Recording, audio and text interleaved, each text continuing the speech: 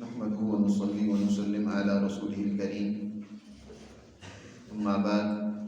فأعوذ بالله من الشيطان الرجيم. بسم الله الرحمن الرحيم. المنافقون والمنافقات بعضهم من بعض يأمرون بالمنكر وينهون عن المعروف ويقبضون أيديهم نسوا الله فنسيهم إن المنافقين هم الفاسقون. وعد الله المنافقين والمنافقات والكفار نار جهنم خالدين فيها هي حسبهم ولعنهم الله ولهم عذاب مقيم. كالذين من قبلكم كانوا أشد منكم قوة وأكثر أموالا وأولادا فاستمتعوا بخلاقهم فاستمتعتم بخلاقكم كما استمتع الذين من قبلكم بخلاقهم وفزتم كالذي خاضوا أولئك حبطت أعمالهم في الدنيا والآخرة وأولئك هم الخاسرون. ألم يأتهم نبأ الذين من قبلهم قوم نوح وعاد وثمود وقوم إبراهيم وأصحاب مدين والمؤتفكات أتتهم رسلهم بالبينات فما كان الله ليظلمهم ولكن كانوا أنفسهم يظلمون. والمؤمنون والمؤمنات بعضهم أولياء بعض يأمرون بالمعروف وينهون عن المنكر ويقيمون الصلاة ويؤتون الزكاة ويطيعون الله ورسوله أولئك سيرحمهم الله إن الله عزيز حكيم. وعد الله المؤمنين والمؤمنات جنات تجري من تحتها الأنهار خالدين فيها ومساكن طيبة في جنات عدن ورضوان من الله أكبر ذلك هو الفوز العظيم. صدق اللہ العظیم. سورہ توبہ کی ان آیات مبارکہ میں اللہ سبحانہ و تعالی کمزور ایمان والے یا نام نہاد مسلمانوں کی خصوصیات، صفات اور ان کے احوال کا تذکرہ فرما رہی ہے. ان آیات کو بغور پڑھنا اور سننا چاہیے اور اپنے حالات کا تجزیہ کرنا چاہیے کہ آج ہم کن لوگوں میں شامل ہیں یا کس مقام اور مرتبہ پر ہم کھڑے ہیں، اور اپنی حالت کو درست کرنے کے حوالے سے فکر مند ہونا چاہیے. گزشتہ دروس میں منافقوں کی، نام نہاد مسلمانوں کی کچھ خصوصیات کا تذکرہ ہوا.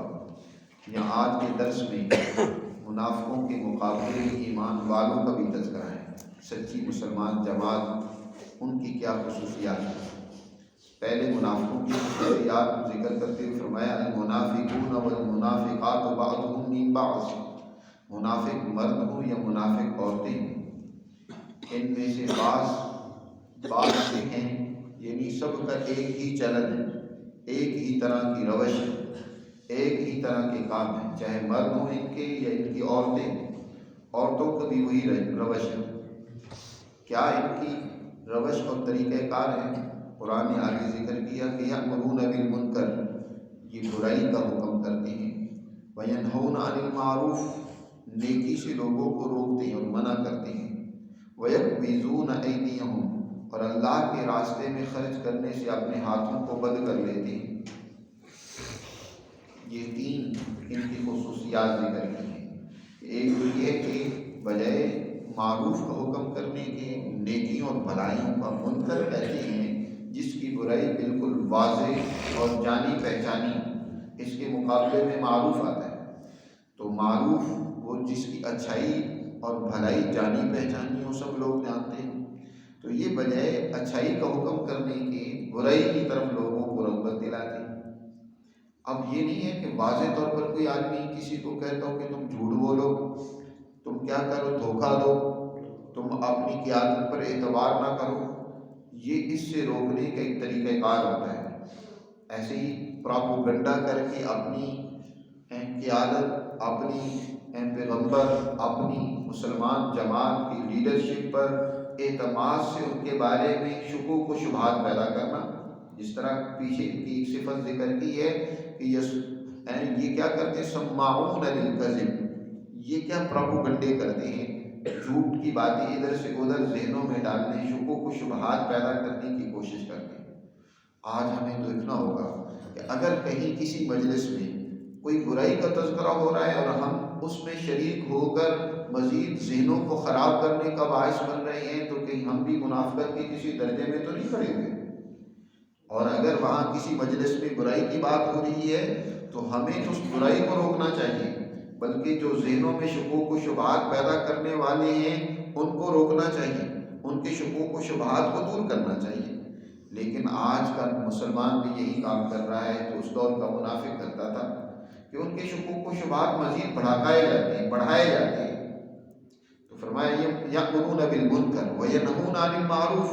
اچھائیوں سے منع کرتے ہیں بجائے اس کے کہ کسی اچھے کام کی ترغیب دیں، لوگوں کو حضور صلی اللہ علیہ وسلم کی اتباع کا حکم دیں، سچی مسلمان جماعت کے ساتھ ہر اعتبار سے ان کا ساتھ دینے اور ہر اعتبار سے اللہ کے تمام احکامات پر عمل کرنے، لوگوں کو اس کی ترغیب دینے کی بجائے اس سے روکیں گے، ایسے شکوک و شبہات پیدا کریں گے کہ لوگ اچھائی سے باز رہنا شروع ہو جائیں بلکہ برائی کا ساتھ دینا شروع کر دیتے ہیں۔ وَيَكْبِزُونَ أَيْدِيَهُمْ، دوسری طرف یہ ہے کہ کنجوسی، بخل ان کی جسم میں ایسے سرایت کیا ہوا ہے کہ اپنے ہاتھوں کو بند کر لیتے ہیں، جہاں کہیں خرچ کرنے کا موقع آتا ہے تو وہاں بھی بہانے بنا کر، باتیں بنا کر خرچ کرنے سے باز رہتے ہیں۔ وَيَكْبِزُونَ أَيْدِيَهُمْ، اللہ کے راستے میں خرچ بھی نہیں کرتے۔ نسوا اللہ فنسیہم، قرآن کہہ رہا ہے کہ انہوں نے اللہ کو بھلا لیا، نتیجتاً اللہ نے ان کو بھلا دیا۔ اس بھلانے کا نتیجہ ترک آتا ہے، یعنی انہوں نے کیا کیا کہ اللہ کے احکامات کو چھوڑ دیا اور اللہ کے احکامات کو پس پش ڈال دیا۔ نتیجہ یہ نکلا کہ اللہ نے بھی اپنی رحمت سے، انہیں ہدایت دینے سے، ان کے لیے کامیابی کا راستہ ہموار کرنے سے چھوڑ دیا، ان کو ان کے حال پر چھوڑ دیا، کر لو جو کرنا ہے۔ اس طرح گمراہی اور خرابی میں ایسے لوگ اور آگے بڑھتے چلے جاتے ہیں۔ کوئی آدمی کسی جرم میں مبتلا ہو اور اس کے لیے کوئی رکاوٹ پیدا نہ ہو رہی تو اسے فکر مند ہونے کی ضرورت ہوتی ہے کہ کہیں اس کی رسی کو ڈھیلا تو نہیں کیا جا رہا۔ قرآن نے دوسری جگہ پر فرمایا کہ وَأُمْلِي لَهُمْ، ہم ان کو مہلت دے دیتے ہیں، ان کی رسی کو ڈھیلا کر دیتے ہیں کہ اور جتنی خرابیاں کرنی ہے کر لو۔ إِنَّ الْمُنَافِقِينَ هُمُ الْفَاسِقُونَ، اللہ کے قانون کو توڑنے والا منافق کے سوا اور کون ہو سکتا ہے؟ منافق ہی وہ ہے جو اللہ کے احکامات کو توڑتا ہے، اس کی خلاف ورزی کرتا ہے۔ یاد رکھو وعد اللہ المنافقین والمنافقات والکفار نار جہنم خالدین فیہا، ان منافقوں کا انجام ذکر کیا جا رہا ہے، منافق مرد ہوں یا منافق عورتیں ہوں، یا وہ لوگ جو کھلم کھلا دین اسلام کی مخالفت کرنے والے کافر ہیں، ان سب کا ٹھکانہ جہنم ہے، نار جہنم ہے، خالدین فیہا، اور اس جہنم میں ہمیشہ رہیں گے۔ اور جس کا ٹھکانہ جہنم ہو گیا اس کے علاوہ اسے اور کون سی سزا ملنی چاہیے؟ یہ حسبهم، یہی سزا ان کے لیے کافی ہے، جہنم سے بدتر کوئی جگہ نہیں ہے۔ ربنا اصرف عنا عذاب جہنم ان عذابها کان غراما انها ساءت مستقرا ومقاما، اے اللہ ہمیں جہنم سے بچا، جہنم جس کی جگہ اور ٹھکانہ ہوا اس سے برا تو کوئی ٹھکانہ ہے ہی نہیں ہے۔ یہ حسبهم، ان کے لیے وہ ٹھکانہ کافی ہے۔ وَلَعَنَهُمُ اللَّهُ، اور دوسرے یہ کہ دنیا میں بھی اللہ ان کے اوپر لعنت اور پھٹکار ہے، سیدھی بات ان کو سجائی نہیں دیتی، الٹے ہی مطلب لیتے ہیں، غلط ہی راستے پر چلتے ہیں، ان کے اوپر لعنت اللہ کی برس رہی ہے۔ وَلَهُمْ عَذَابٌ مُقِيمٌ، اور ان کے لیے ہمیشہ کا عذاب ہوگا۔ اور ان لوگوں کی روش ان لوگوں سے بدلی ہوئی نہیں ہے جو ان سے پہلے گزر چکے۔ اور یہ یاد رکھیں اپنی تمام تر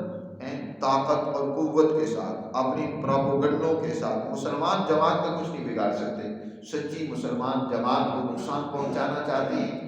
سچے لوگوں کو نقصان پہنچانا چاہتی ہیں، عزت گھٹانا چاہتی ہیں، تو یاد رکھو ان سے پہلے جنہوں نے اسلام اور دین کے خلاف سازشیں کی، کوششیں کی، ہر طرح کے جتن کیے، مقابلہ کیا، لیکن نتیجہ کیا نکلا؟ اللہ کا قانون دنیا میں یہ ہے کہ اللہ اسی کو باقی رکھتے ہیں جو انسانیت کے لیے مفید ہوتا ہے۔ انفع للبقاء کا قانون ہے کہ دنیا میں وہی چیز باقی رہے گی جو انسانیت کے لیے مفید ہوگی، اور جو جھاگ ہوتی ہے، جو انسانیت کے لیے مضر ہوتی ہے، جس کا کوئی فائدہ نہیں ہوتا، اللہ اس کو فنا کر دیتے، ختم کر دیتے، چاہے بظاہر کتنی طاقت کیوں نہ ہو، بظاہر کتنی قوت کیوں نہ ہو۔ قرآن نے کہا کالذین من قبلکم، ان کا بھی حشر انہی جیسا ہوگا جو تم سے پہلے گزر چکے ہیں۔ کانوا اشد منکم قوۃ واکثر اموالا واولادا، وہ تم سے طاقت میں، مال و اولاد میں زیادہ تھے، ان کے پاس مال بھی بہت زیادہ تھا، افرادی طاقت و قوت بھی زیادہ تھی، مالی قوت بھی زیادہ تھی۔ وہ نمرود کو دیکھو، شداد کو دیکھو، فرعون کو دیکھو، حامان کو دیکھو، پہلی قوموں کو دیکھو، وہ مال و طاقت میں تم سے کئی گنا زیادہ تھے۔ فاستمتعوا بخلاقہم، دنیا کے اندر جو ان کا حصہ تھا، جو مزے تھے، انہوں نے اس سے فائدہ اٹھا لیا۔ اور یا اسی طرح خلاق کا ایک معنی کیا گیا دین کے، کہ جو انہوں نے دین طریقہ کار زندگی گزارنے کا اپنانا تھا، سچی جماعتوں کی مخالفت، عیاشیوں میں ڈوب جانا، بدماشیاں کرنا، اس سے انہوں نے بھی فائدہ اٹھا لیا اور تم نے بھی انہی کی طرح فائدہ اٹھا لیا ہے، اٹھا رہے ہو۔ فاستمتعوا بخلاقہم فاستمتعتم بخلاقکم، تم بھی اپنے حصے کا فائدہ اٹھا لو۔ اللہ نے ہر ایک کو دنیا میں موقع دیا ہے، برائی کرنے والوں کو بھی اللہ موقع دیتا ہے کہ جو تم نے برائی کرنی ہے کر لو۔ یہ نہیں ہے کہ اللہ برائی کرنے والے کو روک دیتا ہے، اسے بھی موقع دیتا ہے، سنبھلنے کا موقع دیتا ہے، اور اگر اسے فائدہ اٹھانا ہے چند دن کا تو اٹھا لے، لیکن اس کا نتیجہ کیا نکلنا ہے وہ اس کو بتا دیا کہ نتیجہ ایسے لوگوں کے سخت خلاف نکلے گا۔ فاستمتعتم بخلاقکم کما استمتع الذین من قبلکم بخلاقہم، جیسے انہوں نے تم سے پہلے اپنے حصے کا فائدہ اٹھا لیا، تم بھی فائدہ اٹھا لو۔ وخذتم کالذی خاضوا، اور جس طرح وہ دین دشمنی میں، دین کی مخالفت میں، سچی جماعتوں کی مخالفت میں جیسے وہ سرگرم رہے اور ان بے دینی کی باتوں میں گھسے، تم بھی اسی طرح گھس رہے ہو، کر لو۔ اولئک حبطت اعمالهم فی الدنیا والآخرہ، لیکن یاد رکھیں ان کا کوئی کام بھی ان کے حق میں مفید ثابت نہیں ہوگا۔ کوئی اچھا بھی کام کر لیں گے، جب برائی کا غلبہ ہوگا،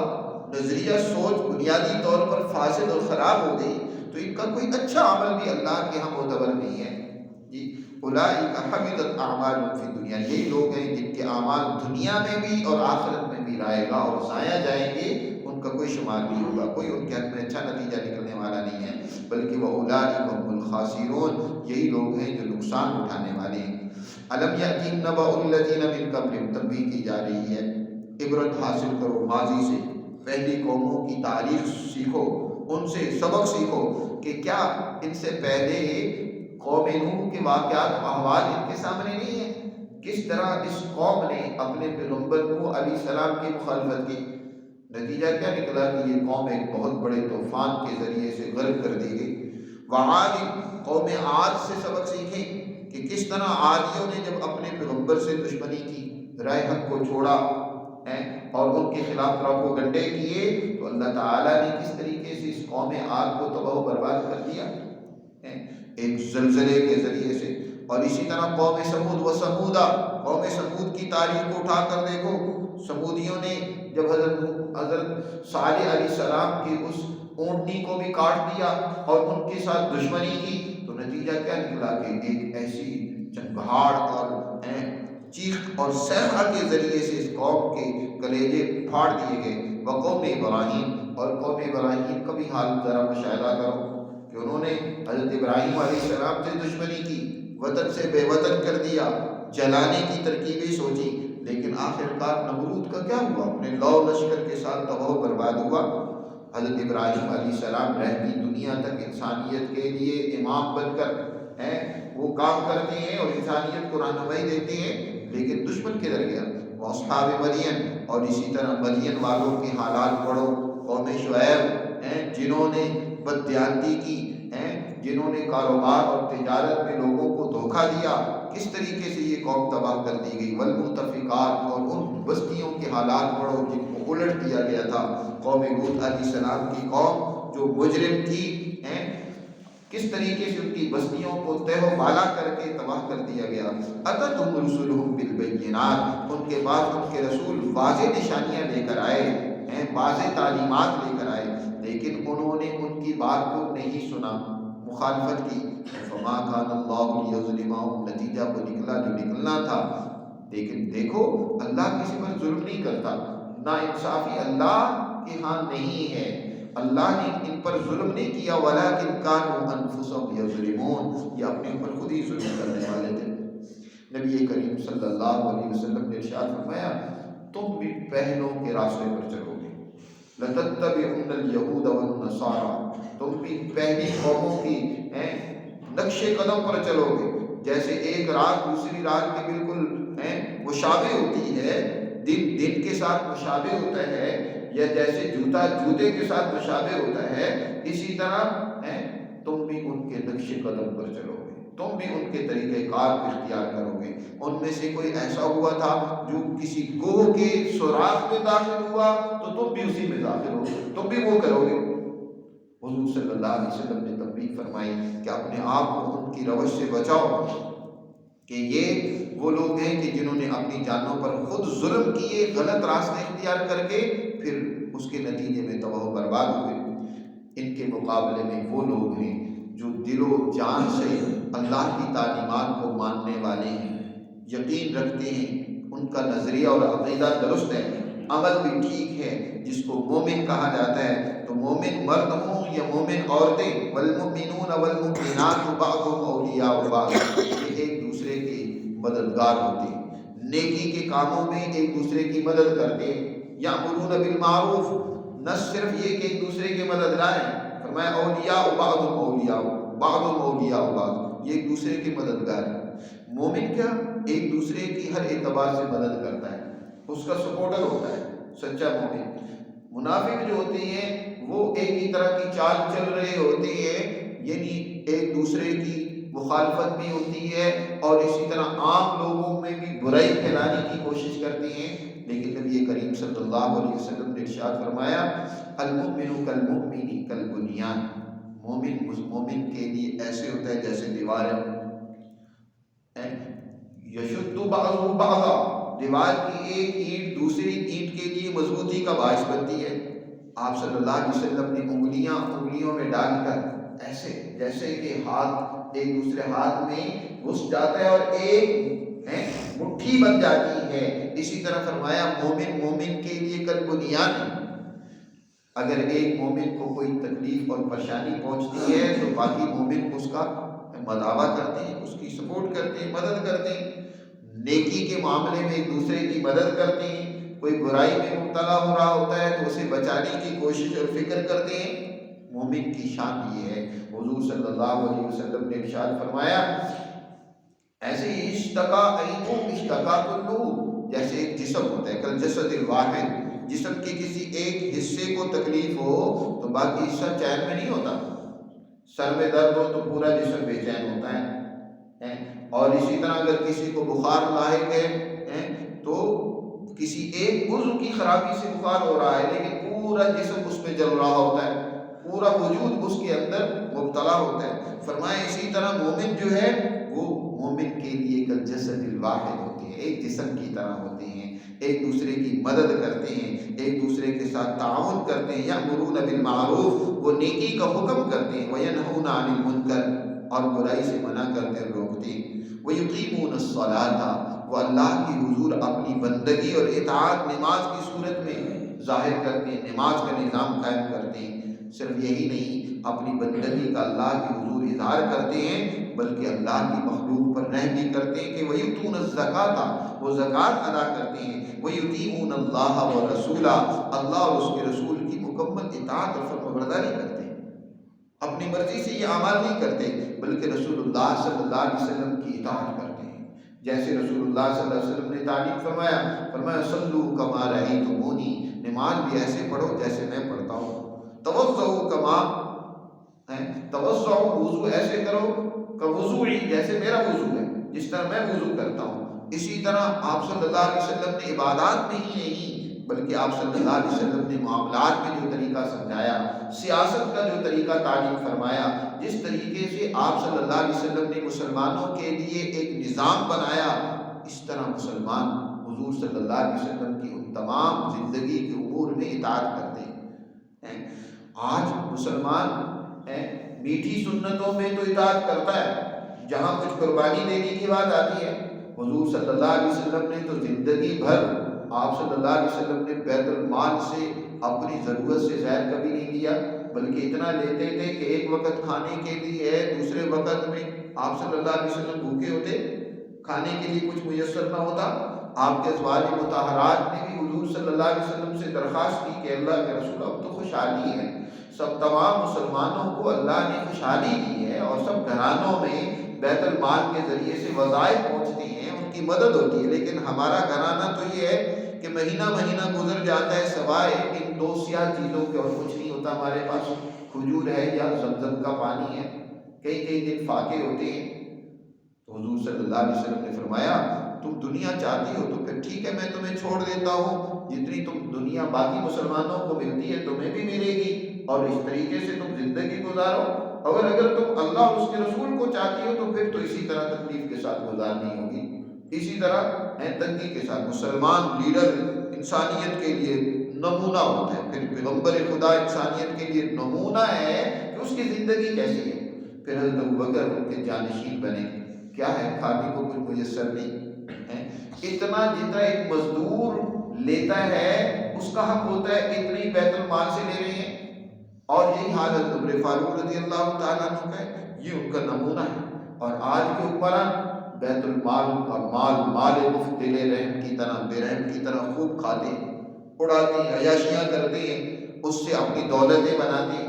اللہ کے رسول کی اطاعت کریں، فرمایا وَيُطِيعُونَ اللَّهَ، مومن وہ ہوتی ہے جو اللہ اور اس کے رسول کی اطاعت کرتے ہیں،